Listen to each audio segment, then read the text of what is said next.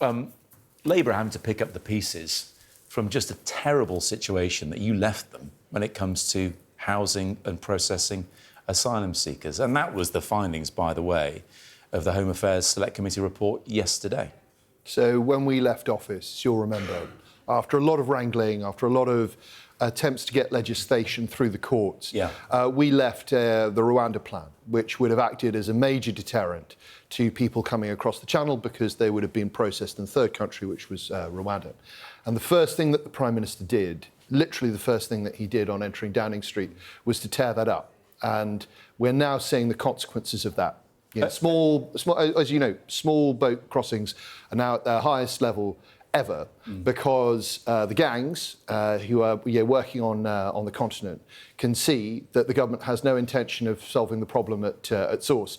And so it's going to get worse. And this isn't going to stop. This is going to carry on getting worse. And these two barracks, they're not going to be enough. The government is going to need to find a lot more accommodation over the course of the next few years.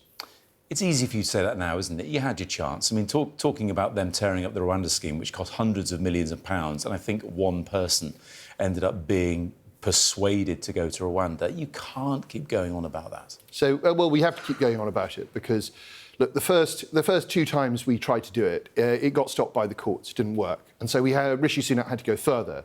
The last plan that we left would have worked, but the government stopped it. Now, all of that was evidence of the last Conservative government trying to solve this problem. This government isn't trying to solve this problem at all.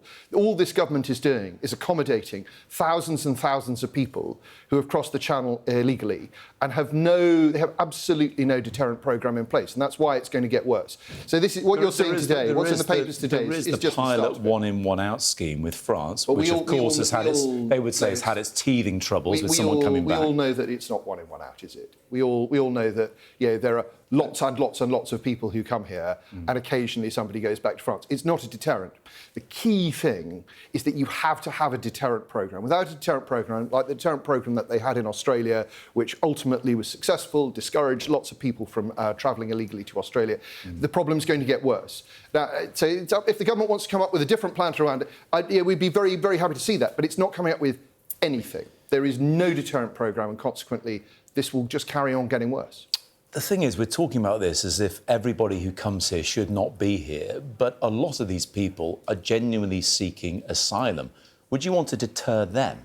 Under the rules, they're supposed to claim asylum in the first safe country they get to. Which is not particularly straightforward, is it, for them to do that kind of thing? We're talking about France, right? We're talking about France. But they also have the right to choose where they seek asylum, don't they? They do not have the right to come to this country illegally. They do not have the right to just to get on a boat and cross over to the Channel. They have absolutely no right to do that. If there's no other means for them to seek asylum here, how are they meant to do it? They have every right to seek asylum in the first safe country they get to, which in many cases is France, many cases is Greece, many cases is Spain, many cases is Italy. Yeah, who are all taking their fair share. No. Those countries should be offering direct routes for those people to claim asylum. Now, some of those people choose not to, but that is their choice. They do not have a right to come to this country. They do not know people around the world don't just have a right to get on a boat and come to the UK whenever it suits them.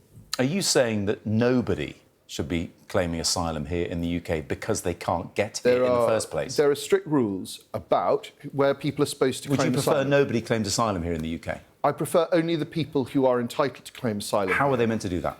Because, sometimes, traditionally, you might have had someone come over here on a diplomatic mission from another country, and then they choose to claim asylum when they're here. That's the sort of thing that's happened in the past. But I think what you're suggesting is that anyone should be able to get on a boat and come to this country and start a life here, which is clearly wrong, isn't it? I'm not suggesting anything. I'm asking you questions. I'm not putting words in your mouth, and you're not putting words in mine. So there was something implicit in what you said. Well, I didn't intend anything implied. So let's just set the record straight there. I know what you would like to talk about is this China spy case, which features on the front page of The Times today. Do you really think there's mileage in this one for you as a party? Do you think people really care about this as much as you do? This is a really important issue. The fact of the matter is that this is potentially the worst spying scandal of recent decades. The British members of Parliament appear to have been spied upon, and the case against the two men who are alleged to have committed those crimes has collapsed. And it seems to have collapsed because the government didn't provide the information that the prosecutors asked them to provide. And what's happened as we have interrogated the government over the course of the past few weeks is that the government story has changed. And what we're asking for now is just total transparency. The government should publish the minutes of the meetings where these things were decided, should just be open with members of Parliament, with the public, about why it came to the conclusion it did. There was a very important select committee hearing last night where the prosecutor was quite clear. He said, we told the government repeatedly, if they didn't come forward with the information that we needed, we couldn't progress the case. Are you sure the Director of Public Prosecution, Stephen Parkinson, himself has got that right? He talked about being 95% there. Why couldn't they have progressed with a ever so slightly lower bar? Well, he was very clear in front of committees because he said because of the legal bar, and I was very clear with the government about this, they needed to give me the right information. I told them this in August, I told them again in September, and they didn't do it. And what we now need to know is why the government chose not to allow this trial to progress. You'd have thought that if you were government ministers, if you were senior government officials, and there was a spying case against British members of Parliament, you would do everything in your power just to make sure it went to court, just to make sure that the evidence was heard, just to make sure that there was a fair trial. This hasn't happened. We all really need to know why, because otherwise we're just putting a big sign up over the Houses of Parliament, to our adversaries, saying, come and fill your boots. That's just, so look, we're absolutely taking this very, very seriously. Alex Burghart, appreciate your time this morning. Thank you. Thanks a lot.